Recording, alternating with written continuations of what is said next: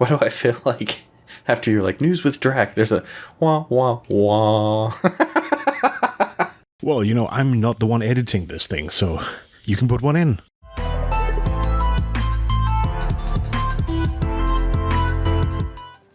Rightio, and welcome back. It's another Bamsters News. Draconis here, and with me today, I've pulled G back in because, well, he went to 1UP, and Bam and I didn't know what to make of that, so we'll get him to talk about it a little bit later after we cover some other newsy bits. But G, say hi.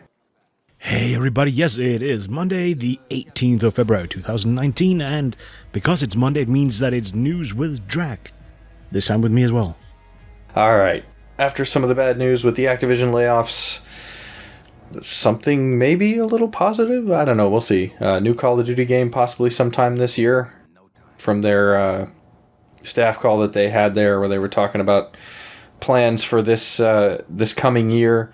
One of the things that they listed is there would be a new Call of Duty installment that would include a storyline campaign for you to play through.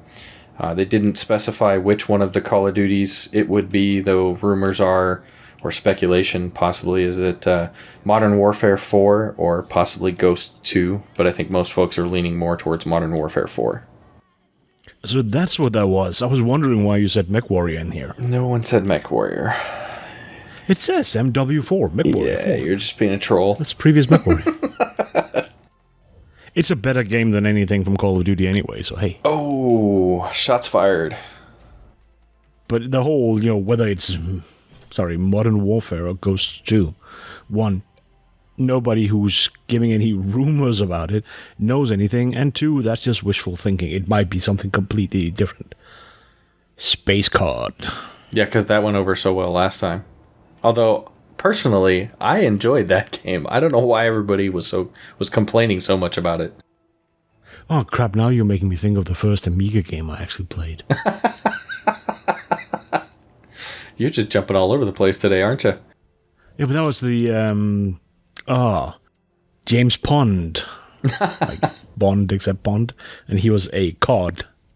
He was, a fish. But people don't know cod is a fish. Yeah, your mind works in mysterious ways, dude. It works the way all of them works. It's associative. You say something, up comes a thought. It's just, who want to play shooters when you can play one of the best platformers ever? Yeah, it depends on the day. I generally enjoy my shooters, but platforms are fun as well. And speaking of shooters, I'm going to switch topics, but get back into news. For any of you out there interested in playing The Division 2, if you hadn't heard yet, towards the end of last week, I think it was announced that if you pre-order The Division 2, you'll get your choice of a free game. And you get to... Yes? No, you won't. You can pre-order all the console versions that you want. You get no free game. So this is a PC only, is what you're saying? Yeah, it's for people on Windows only. Well, that's one more reason for you to get a PC. Nah. I will just...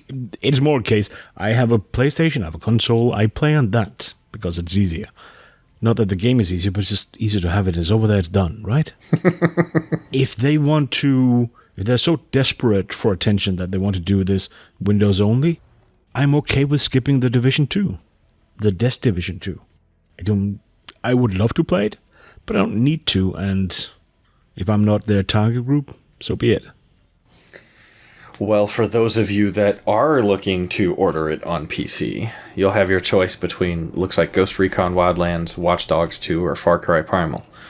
And considering I already have two of those, it looks like I will finally own Far Cry Primal, a game that I wasn't going to purchase anyway. Yeah, right? Well, the other two were fun. I still haven't gotten around to finishing Watch Dogs 2. I did finish Ghost Recon Wildlands, and that was a lot of fun. I think you had some funny commentary on that one. You called it something of a FPS driving simulator or something to that effect. That is, you just drove around, and then you drove some more. It's a good game. I had issues mostly with the fact that how they just kind of went, oh yeah, this South American country is completely terrible. It's like, did you ask the country? Did you actually look? And they came back and said, yeah, we sent somebody down there to look. Yeah, I don't think, no, that's not how that country is. So, and Ubisoft rightly got into legal trouble for it. So that was the biggest headache with it. But it otherwise, mechanically, it was a good game. The story, if you ignore where it's set, was good. But then again, it felt like all the other Ubisoft games that came out at the same time. I played, what was it? Steep. Was that a little bit before, a little bit after? They felt the same. Completely different game genres, but the engine made them feel the same. Yeah, Steep is fun for what it is, but yeah, I can see where there are some similarities to that with regards to like the parachuting and... Yeah. They really are they just have this engine where they went, okay, Steep will implement all these things, now we can use those in the other games. Okay. Next up, parachuting in Assassin's Creed. Why not? Actually, I still want to play the latest one. That's annoying. It's the only one of them I want to play. You know what? I have Origins, and I've barely even scratched that game at all. I just haven't found the time to play it, and so I didn't pick up Odyssey, even though it does look pretty cool. But Odyssey literally is the first one of all of them that I even cared about. I've tried the other ones. I've had goes at them at various conferences and stuff. No. I've been led over to, what was that? Black Sail. They let me over to it and said, here, try this. It's not out yet. You get to... Looked at it. Looked at people, the person next to playing it. It's like, no. Sorry. It's probably a good game. It's just, it did not interest me at all. I'd like to see them do more with... I'm so tired of them just dragging out the story that's going on in the future or present day, so supposedly. I want to see more of that. The assassin stuff is a lot of fun to play through, but I want to know more about that story, about what's going on there. Make one that is primarily set in present day as opposed to the past. Yeah, I mean, you can still have somebody who maybe comes out of the Animus having done a lot of these things as one of their past selves and, relearn these skills or whatever, and then uses that stuff in a modern environment. And I think that eventually they're working their way to... Basically the movie. Well, I think that eventually they're working their way to that. However, I think they're just taking way too long to do it. That's the story of the movie. So. Yeah, well, we won't go there. Yeah. So, all right. Well, you had something you wanted to bring up, and then we'll finally bring this back around to the 1UP conference afterwards. It's just to get away from gaming for a bit. I think this one was fun. I'm pondering whether I should make Trump jokes here. NASA is planning a permanent moon base, or might be planning a permanent moon base, because they have turned around and asked for contracts, asked companies to bid on contracts to deliver stuff to the moon, initially robotic stuff. And that should start flying already this calendar year, which is a big deal, because the bids have just gotten in, so this is a really fast turnaround. And it sounds like it's the idea that do demos that they can do mining, what is known as in situ resource utilization, or ISRU. So they can mine on the moon robotically and have that as a way for human settlements later on. So you mine stuff out on the moon and use that for building the human settlements instead of sending things there. It's one of those big steps that needs to be done if we want to in any way colonize the moon. There's a lot of people who talk against it. What's his name? Buzz Aldrin. I think he's one of those that keep saying, go to Mars, don't go to moon, skip the moon. I'm one of those that go to the moon, prove things first, then go to Mars. Yeah, if something were to happen on the moon, at least it's a lot more likely that you're fucked. What? Moon is 2.5 days away. Yeah, but... like, if you're in orbit around Earth, or if you're on a launch pad, moon is 2.5 days away. If something goes wrong, they're fucked. Well, it depends on what that something is. But yeah, if it's something that's manageable, I would say you're much less likely to survive on Mars if you run into something that you can maybe even survive, say, a week, or a few days. But you're... There's one of those... If you can survive 5 days, then it's survivable on the moon, but not Mars, because turnaround on Mars, a trip to Mars, can be done every 22 months, and it's a 7.5 month trip. So the logistics are just orders of magnitude worse than moon. But anything that you can't survive within reasonable time on the moon, you're fucked, because even just getting a ship ready, getting it sent, etc., takes too long. Well, one of the things that I was curious about with something like this isn't the dirt or sand or whatever you want to call it, the grit from the moon with regards to like moon rocks and stuff that they've brought back and other dirt samples, isn't it like really coarse or like sharp, or wasn't there something about that it was like much more rough, especially on like material and stuff like that than what you find here typically on Earth? There's a moon dust that's going to be a nightmare to deal with. That's worse than dust down here and worse than most sand down here. But it's regolith. Moon is literally made up of the same thing as our crust, the top 10 to 25 kilometers of Earth. That's what the moon is made up of. So everything you can find in there, you can find on the moon. And that means if you remove that first layer, then you also remove most of what's radioactive, really. And you get just regular things that you get here on Earth. There's no air to wear things down. There isn't, like if you go down to the beach, all the sand is pretty circular, right? Mm-hmm. Particularly that's an issue in like Saudi Arabia. The sand is weird, circular. Can't use it for building. But on the moon, there's no wind, there's no water that has done all that rounding off. So it's just a different shape of it, but it's really only an issue on the top. Once you start digging into the place, you hit rock immediately. Ah, okay. Interesting. Well, who knows? Maybe we'll have a moon colony here in the next, 20 to 50 years. Well, the idea is that NASA might fly astronauts in 2028, so 10 years from now, which is where Trump comes in, because he actually wanted them to fly preferably to Mars, preferably before the next election. Gee, I wonder why. All right, well, I say we move on from the moon back down to Earth. I mentioned Trump and he runs away. You know me. I avoid political stuff like the plague right now. It's probably a good idea. But yeah, going from the moon to a place that is barely more hospitable. Belgium.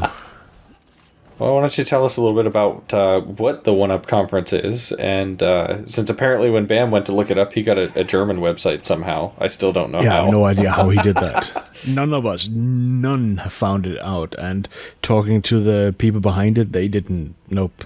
There was no German website. Nothing. It did not exist. He found it. He bammed it up. Oh, maximum damage. But yeah, why don't you tell us what it was and what you did while you were there? Okay, so it's one of those a little bit awkward. It's easy to say, it's the first big conference and expo in Belgium. It's not. There's been some in the past, but it's the first one where they really try to combine it as a conference with talks, with tracks, with all that stuff, and the Belgian Game Awards, and a expo that people could come in and look at. It was interesting. We have expos, we have conferences. The first one where they really combine it, not like you see, for example, at Gamescom, but much, much, much, much, much, much, much, much, much, much, much smaller. I think you missed a much. But it was good. They allowed us to go there. So disclaimer: we didn't pay. We paid the hotel, travel, yada yada. But the food and everything there was on them. Getting it was on them. So that was kind of nice of them. Thank you very much to OneUp Conference for that. Just we say it because, let's be honest, we have to, and it's the right thing to do. But I liked on the conference side there were like two tracks. One in the main room where there was a nice big stage, lots of room, people could come and listen to whoever. And then there was a smaller room set aside for a different track where smaller presentations, talks, more intimate, where you could really talk back and forward, more of a training setting. But the whole thing was, at least to some extent, arranged by people from a local college. That is, at least they keep saying that the best college in the world for anybody who wants to become a game developer. That was nice, But it meant a lot of it was targeted students. A lot of it were for people getting into the business, so anybody in Belgium who's looking to get into game development, whether it's via Harvest, whether it's just changing their profession, next year definitely check them out. There was a lot of good talks, a lot of less good talks, a few at least. There was some technical issues. A couple of times people had to hurry up and speak fast, so that kind of messed things up. The Rami from Flambert is one of the more well-known indie developers. Gave an excellent talk where he basically went through the alphabet and for each letter he had something to say that you could take away, and on design, on business, on everything. It was good. Then night of the first day, there was a 2-day event.